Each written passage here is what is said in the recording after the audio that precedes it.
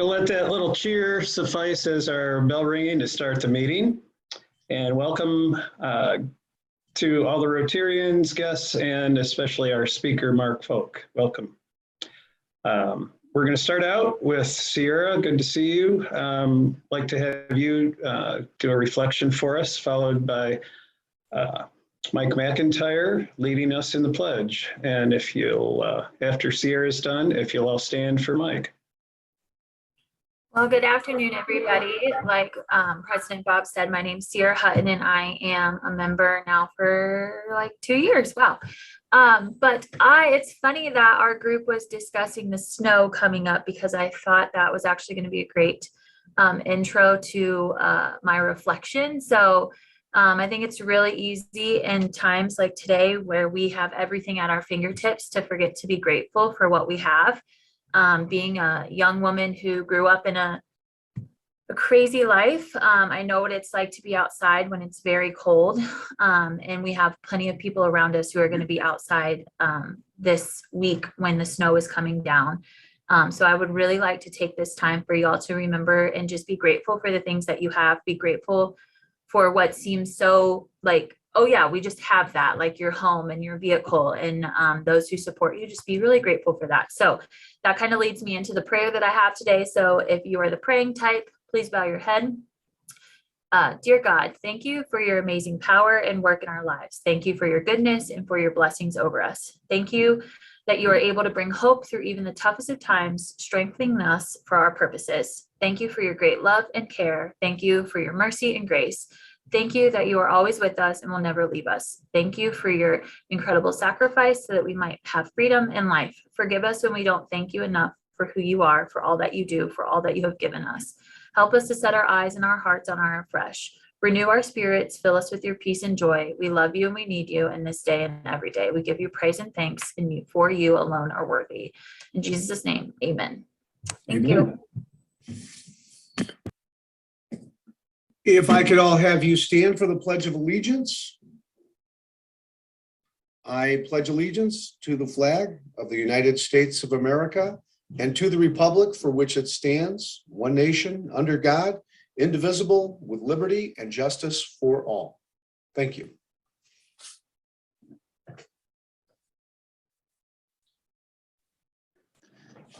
Thank you, Sierra, and thank you, Mike. I would also like to thank our sponsor. You can see the graphic up there, Raymond, and thank you to Rotarian Brian Kennedy. I would like to start with first recognizing a couple of us went to Rotary One Summit Saturday morning in Fremont, and Jackie was one of them, and Donna Bogan and Helen Bolanis. And if I missed anybody else from our club, sorry about that. I didn't notice. It was a pretty cold morning. My car said -10 on the way over. So a few people I don't think made it, but it was really a good meeting. First time I had been to a district function, I think in 2 years, and that was for a lot of us. And so it was nice to get together in person. I'd also, in a minute, I'm going to have Jackie say a couple words about offices, but it was also pointed out that we had participated in a grant in Romania, A Gift of Life, and saved about 50 lives. And thanks to our International Service Committee for that. And also our Environment Committee. We are participating in a project along the Maumee River. It's down by Napoleon, where we're planting thousands of trees, and there's all the clubs along the Maumee River are participating in that. So it's a really cool thing. I've been down to the spot where it's kind of a wetlands area. It's a field that you can't even drive over to right now because it's a little bit flooded, but it'll be totally redone, and it's a good quiet spot to go out and visit. So we'll get the coordinates to you and take a 4-wheel drive. Jackie, would you like to get on and give us a little update on your office situation, please? Sure, I would be happy to. Hello, everybody. This week, we are in the process of moving our Rotary office, the office space on the 5th floor of the Toledo Club. We will be moving a couple blocks down to 709 Madison Avenue. That's in the Bell Building. For any of you who are familiar with that space, we will be on the 3rd floor. I'm in the process of coordinating that moving effort with a couple members of the executive committee and a moving team. So what I plan to do this week in the Spoke is put out the updated mailing address.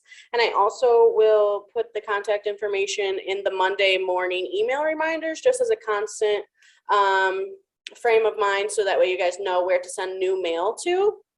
And then as a spinoff of that, please let me know if your contact information for the emails that I've been distributing have changed. So a few of you have said that your work emails are changing or personal emails are changing. Please keep me updated if your contact information has changed and you're no longer receiving my emails, because you don't want to miss out on the Spoke or the Monday morning email reminders. So thank you.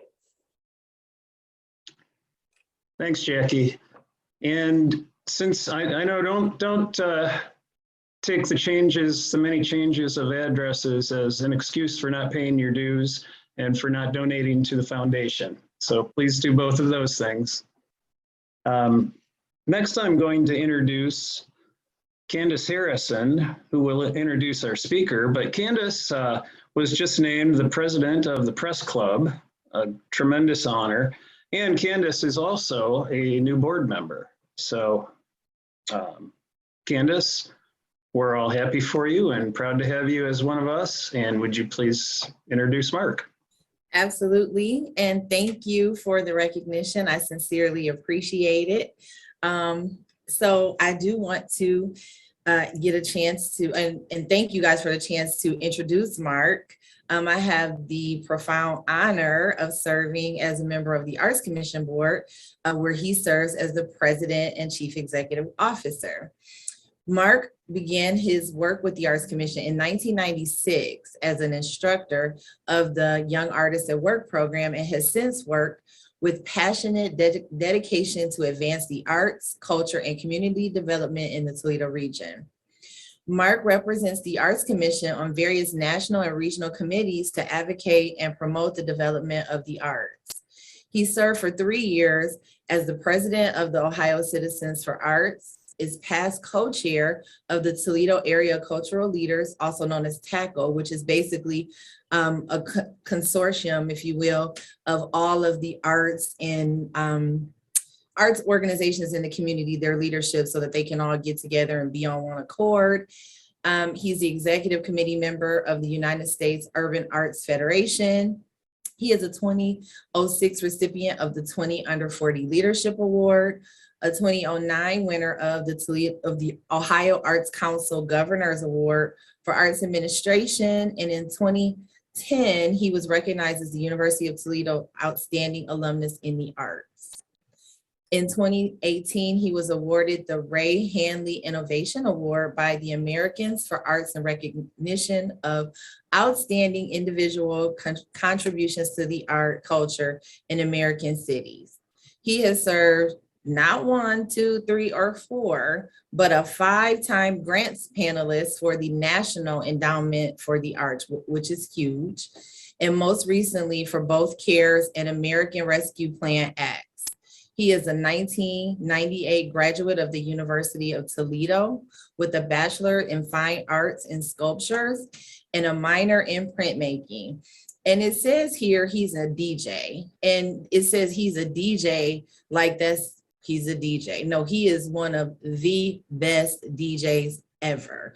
If you go anywhere that he is spinning records, you are not going to have a choice but to dance. I love to hear him play music. I love his personality. He has the most amazing smile and probably the best hair of any executive director in town. Everybody, please welcome Marc Folk. And I also forgot to say he's a record collector and lives in the OSN with his son Holden. I wouldn't like anybody to leave my kids out, so I won't leave his out. Everybody welcome Marc Folk, and thank you. Thank you, Candace. try to open up my screen here. Thank you, everyone. It's a pleasure and honor to be here with you today. I really appreciate the warm introduction. I am honored to present on the pandemic. What I plan to go through today is a little bit of an introduction of the Arts Commission, some background information on TACL, some statistics and information on how the pandemic is impacting our community, and then how we're moving forward together in an ecosystem of organizations to really try to recover from what we've been facing. I'd like to introduce the Arts Commission to you first. I'm sorry, I jumped a couple there. We are what's called the City of Toledo's local arts agency. We were founded in 1959 by the city, but to exist as a separate 501c3 organization. We're the longest standing local arts organization in the state of Ohio. There are about 700 local arts agencies across the United States. Just having there we go. Sorry, it's jumping slides a little bit here. We sit at the intersection of grant making, placemaking, public art, public policy, community health, and civic engagement. And effectively, forgive me, I'm having a double jump here. We're essential partners in building and sustaining a local cultural and arts ecosystem across the country. The Arts Commission, we do this in several ways. We do it one with programmatic tactics, and then with strategy and advocacy and making sure we're staying in policy conversations. Some of the programmatic strategies that we take on here locally are the Art Loop. It's really focused on outward-facing community collaboration that builds social cohesion and engagement, and we see this as a big vehicle for artist employment as we move towards recovery. Art in Public Places is one of the legacy arts programs in Toledo, Ohio. We were the first in the state of Ohio to adopt a 1% for Arts ordinance.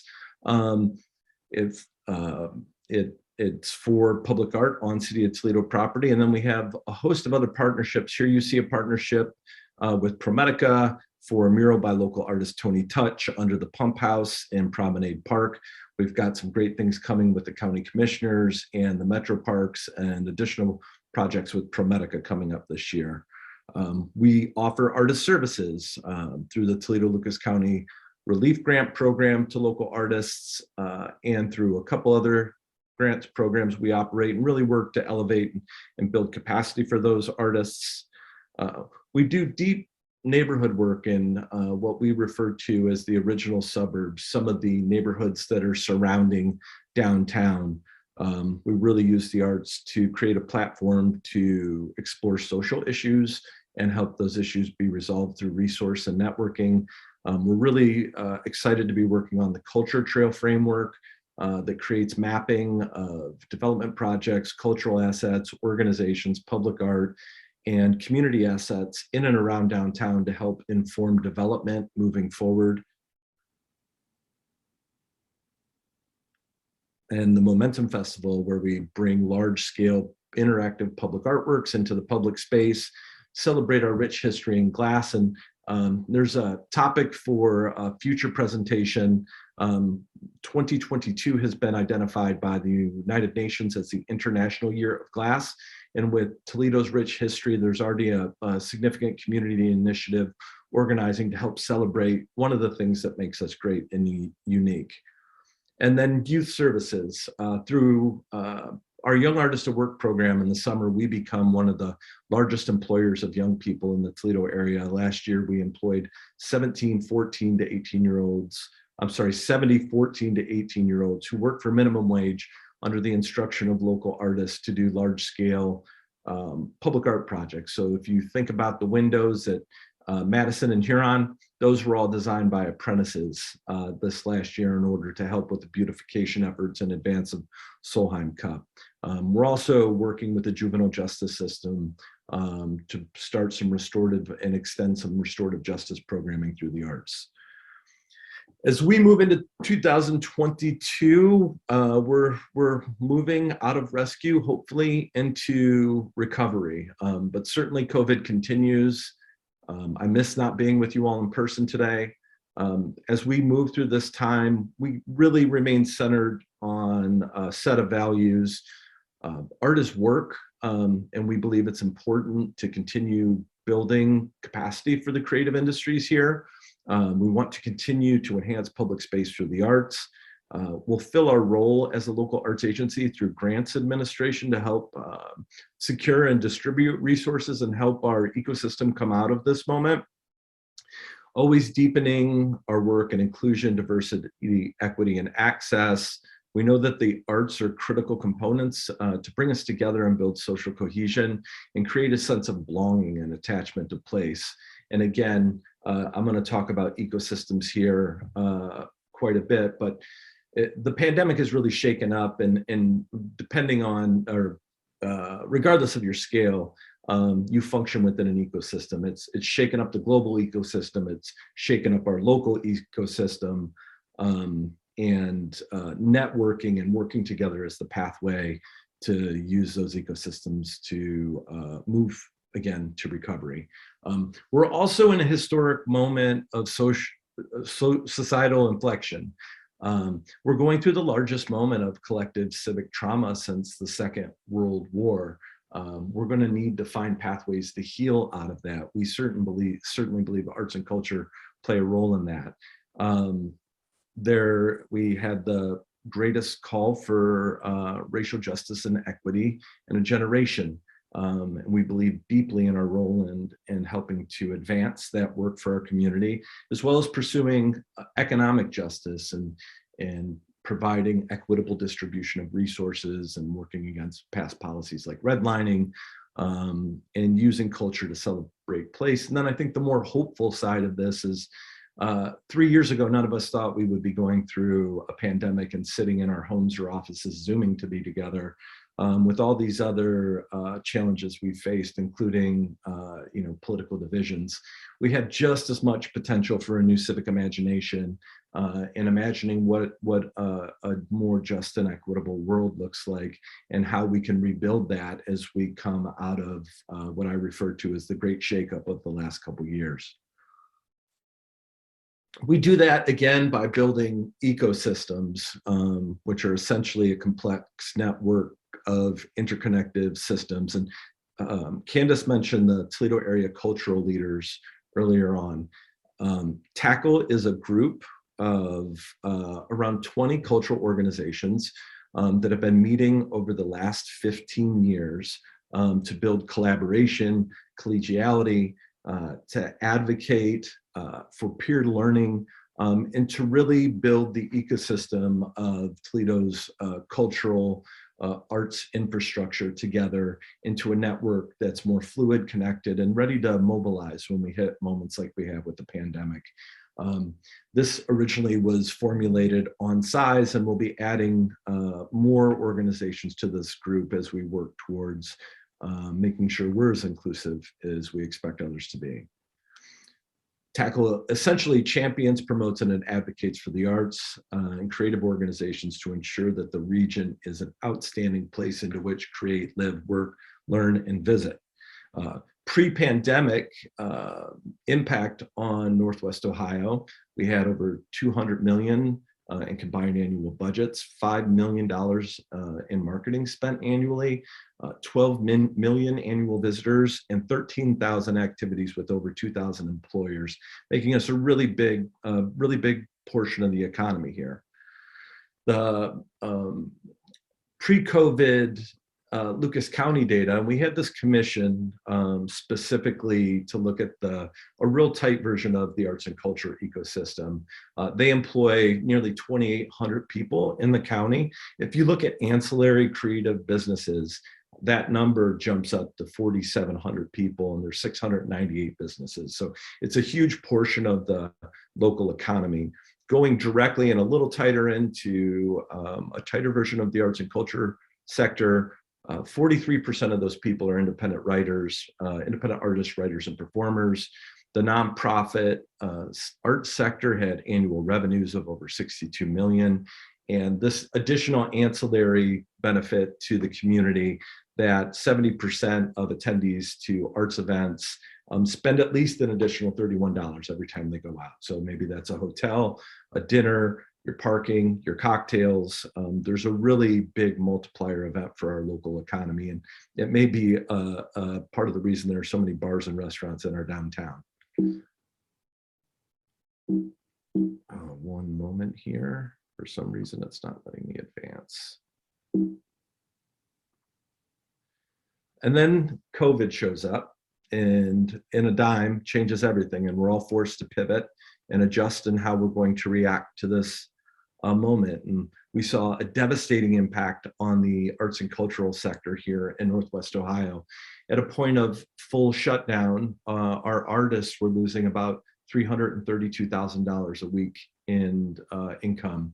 Our nonprofit arts and cultural organizations saw our revenues drop at a rate of about $2.5 million a week.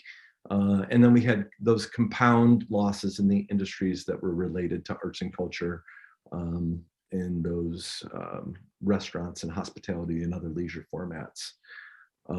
According to the Ohio labor market information and some other national sources, the arts and entertainment industry has and still faces the highest level of unemployment of any sector in the state of Ohio. Again, to reinforce, the multiplying benefit here, we see the next couple that follow are leisure and hospitality and accommodation to food. And in fact, it's truly a business crisis and not an arts crisis. We've faced the same issues that other sectors have. We've had muted and changed demand. We've had new customer expectations. Pivoting on a dime, nearly every cultural organization you can think of had to figure out a way how to be able to offer their product to the community, their performances, their artworks virtually. They're still maintaining those systems as we move through this time, which is a dual expense for the sector. And it's something that's challenging for organizations that already function on slim operating margins. That's the way the nonprofit sector was designed. It's especially challenging for our smaller organizations who work generally with much smaller budgets in neighborhood or geographic or art form specific cases. We don't have the economic resiliency to endure months, if not years of diminished revenue and continuing to exist. And then we all have these operational challenges of when we can open, when we can close, what the mask mandates are, operating in compliance with law, yet dealing with attendees that may not want to comply with that law really puts a lot of stress on our staff and employees and essentially makes them frontline workers through the pandemic. So you kind of sum it up here, we're still dealing in this moment. We're the first to close. Our performing arts organizations will certainly be the last to open. The McKinsey & Company report illustrates that the arts will not return to full pre-pandemic capacity without significant investment until 2024-25. The Johns Hopkins University has illustrated, it was in January of last year, that the nonprofit arts sector lost more jobs than any other sector and was hovering around 36% unemployment. And the fact that we're still in recovery mode as a sector, rescue mode, we won't be to recovery until our audiences return to about 80%, which isn't anticipated to happen for the next 2 years.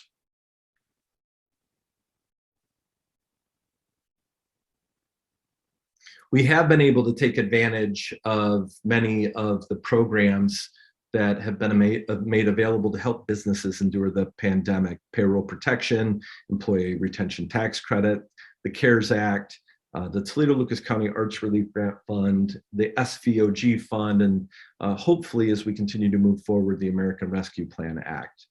I want to lift up specifically the CARES Act. the Toledo Lucas County Arts Relief Fund and the American Rescue Plan Act.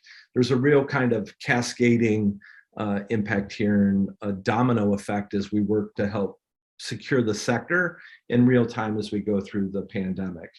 There was a great urgency when the CARES Act was launched to get the money out as soon as possible. There were 3 main places that those funds were available to organizations in Toledo and Northwest Ohio. They were through the Ohio Arts Council, through the National Endowment for the Arts, and then later through the Chamber of Commerce due to the county allocating some money there to help support small businesses. If you'll remember, the city just missed the cut and didn't get CARES Act investment in that first time. So in order to get the money out the door to help provide relief as soon as possible, the Ohio Arts Council made their funding available to organizations that had previously received operating support, and the National Endowment for the Arts had made their support available to folks who had gotten a grant from the NEA in the last 2 years.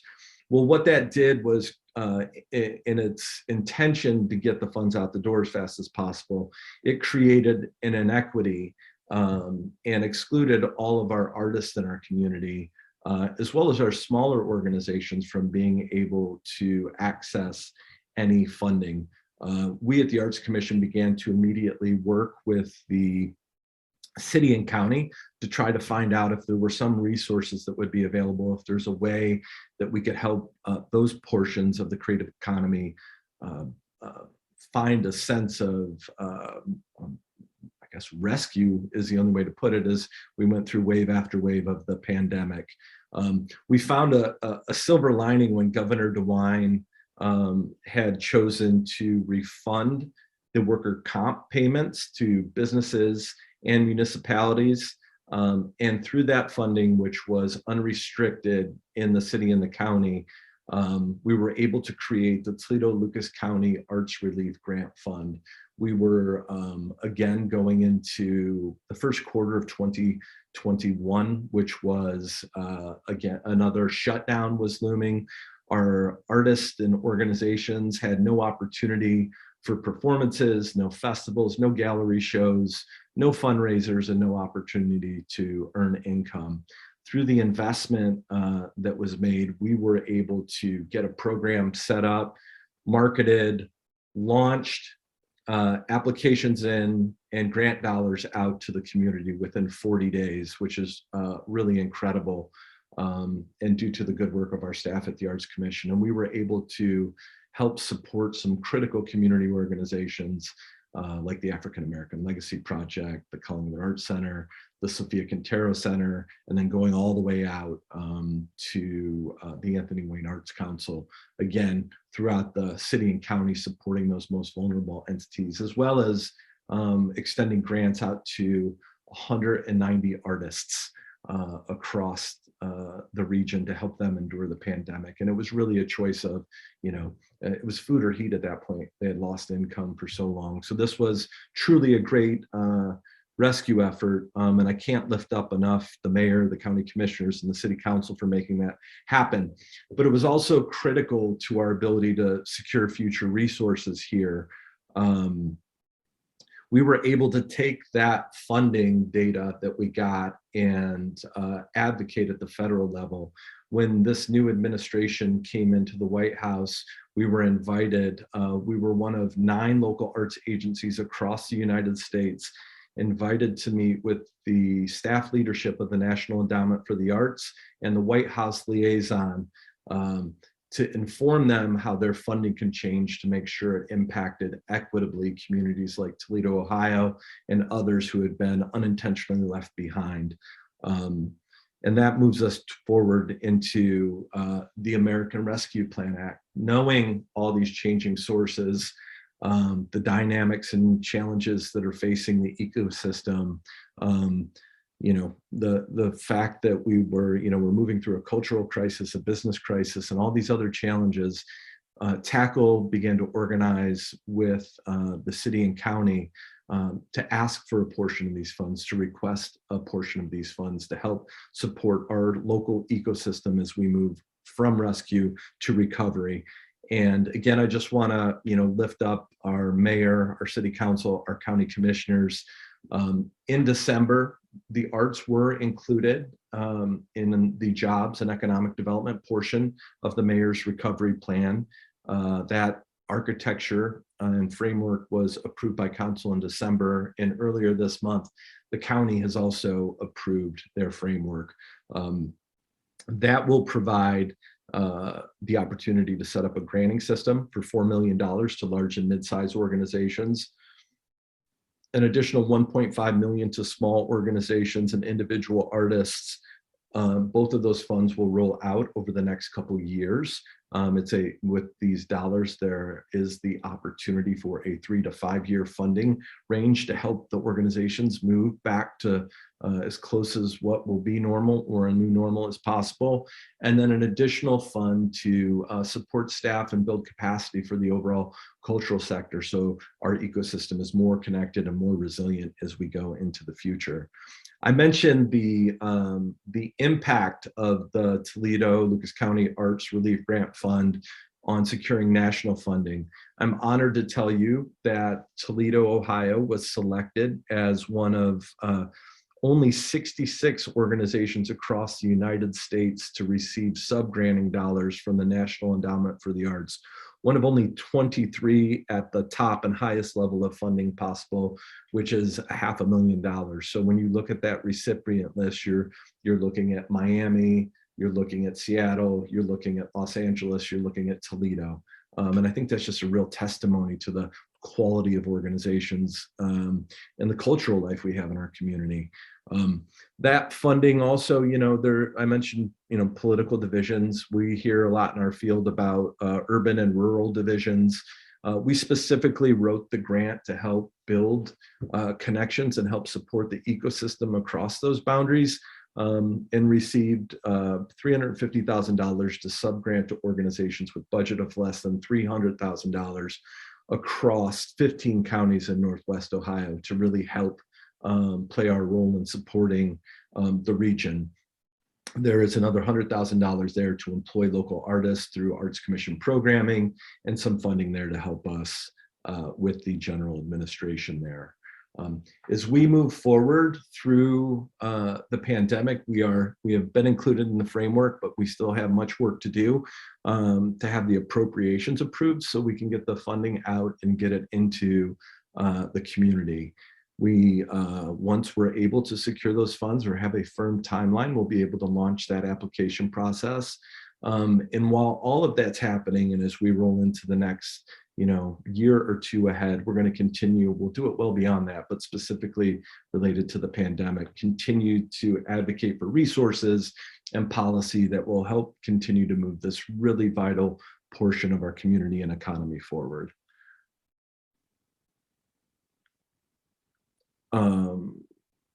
I want to ask, I guess, for all of you to continue to support the organizations that you participate and believe in. We have an amazing and hardworking board member in Candace. Our organizations right now need your thoughts, they need your support, resources. We need everything to kind of all hands on deck to continue to move through the pandemic. If you're so inclined, we ask you to thank your elected officials for supporting arts and culture in our community. We're certainly doing that, but all voices that can raise up, without this support from the mayor, council, and the county commissioners, we would be in a very, very bleak situation. And, communities that don't have this kind of support are looking at a mass extinction event across their local ecosystems, and many arts organizations closing. And we're so fortunate to have the political will to move this forward in Toledo. Attend events and programming. Our organizations, specifically our performing arts organizations, need their audiences back. And that's one easy way that you can all help. And then share these opportunities with the community. I've added a slide for the Arts Commission's contact and our phone number. Our Chief Operating Officer is building a list of organizations that's interested in receiving this funding. we want to also provide a list of things that you'll have to have ready in order to make that application. So you have as much time in advance to be able to do that and have a as successful as application as possible. And I guess I'd just like to leave with a couple thoughts in closing. Arts and culture are truly the thing that makes Toledo and Northwest Ohio unique. It's a draw, and they're the place that many of us have turned, during the pandemic. I hear story after lockdowns or after the lockdown about how folks turn to Netflix or music. I hear a deep yearning for a return to community events and festivals. And I can't tell you how many people want to be back to see live music. We're doing everything we can at the Arts Commission and across the broader Toledo Area Cultural Leaders to move things forward in Northwest Ohio. And, we just want to really ask for your support in doing this work. This funding is critical to our arts and cultural ecosystem and making Toledo and Northwest Ohio a great place to live, work, and play. I want to thank all my colleagues on the Toledo Area Cultural Leaders group for trusting me with the opportunity to be a spokesperson for them and step up and speak. And we're still in a moment with the unpredictability of COVID, that everything's fragile, and we may have another surge. We hope we don't, but we're working through this and doing everything we can to help the community in some. And I guess to the membership here, I used the term civic imagination earlier, and I just want to challenge everybody in this group. You're all leaders, you're all invested, you care about the community, you're working hard here. We collectively have a moment and an opportunity to reimagine what our civic commons looks like, to reimagine how we come together and use this time to build a city that aligns with the values and future that we want to see. And I would just encourage you to really use what you're empowered to change, and to think about civic imagination and what kind of Toledo do you want to live in the future. So thank you so much for the opportunity to be here. I would be happy to answer any questions, and I hope this was informative for you today. Thank you, Mark. Very good talk. I'm going to start out real quick with a question about, you distribute an awful lot of money. And I know you mentioned that you take applications. How do those get evaluated, and who decides who gets what? How does that work? So the application process for the American Rescue Plan Act grants would have a panel set up. It would be based on arts professionals that would not be eligible for the funding, and a representative from the city and county. We use national best practices, and then we'll be modifying the National Endowment for the Arts guidelines for grant making that have actually already started funding programs to make sure that we're in line with the requirements of the federal government on how the dollars can be used. So that changes in process as we move down to local artists, where we will more likely put a panel together of either board members of the Arts Commission or other arts professionals that are a little bit closer to the ground, so that they know what's going on and so we have the best adjudication process possible. Thanks. And the rest of the questions, I'll go through you, Matt.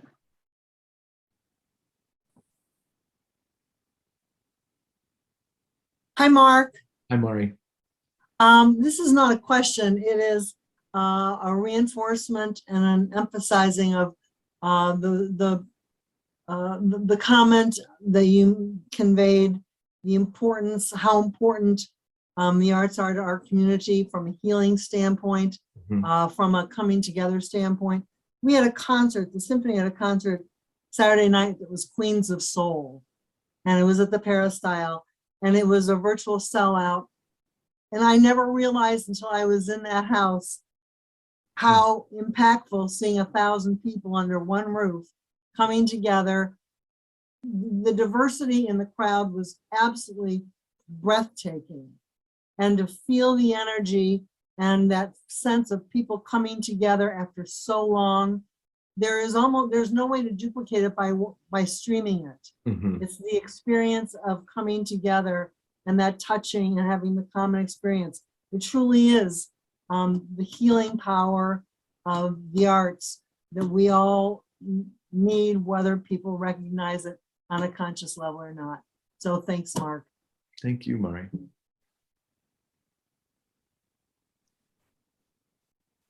All righty. If anyone else has any questions, please raise your hand in the Zoom application by going to the reactions page, icon at the bottom of your page, and clicking raise hand. Going once, going twice. Okay, thank you, sir. And President Bob, I see no other, oh, Paul Sullivan, please unmute and go ahead, sir, with your question.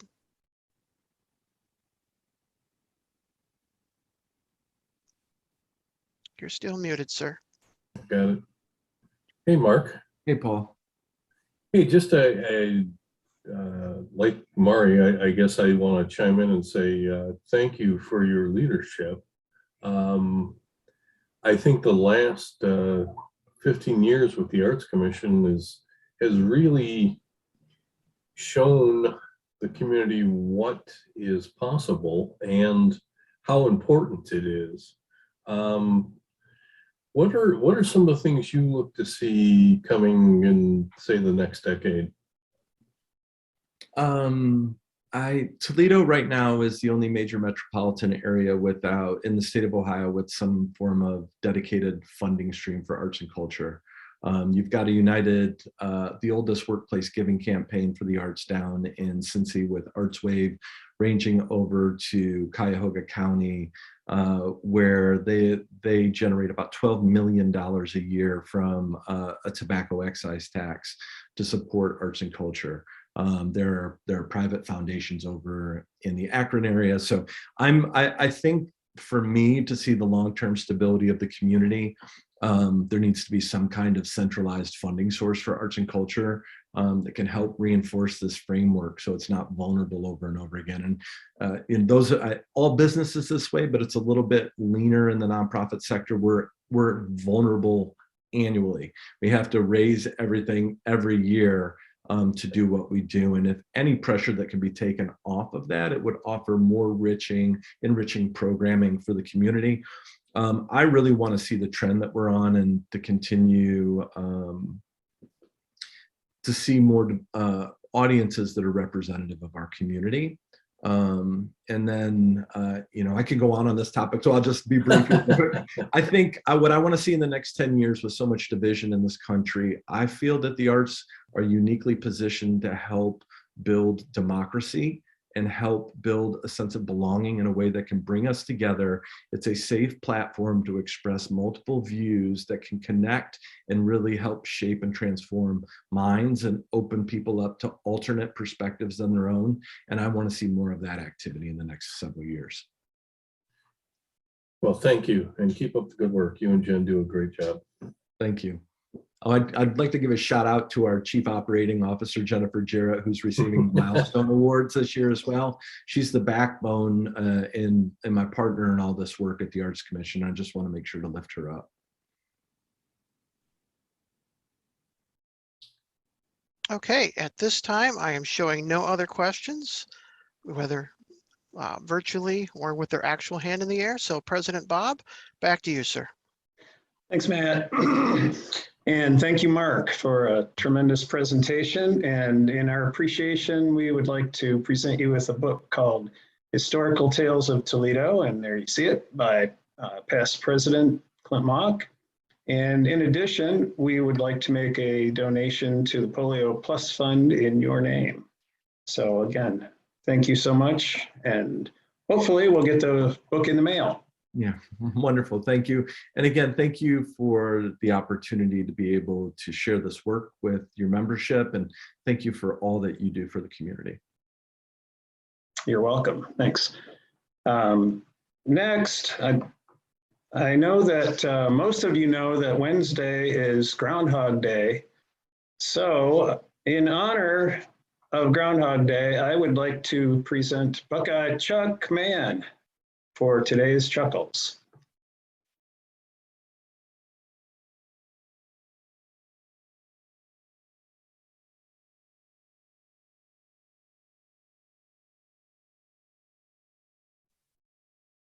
Chuck, we can't hear you. You're muted.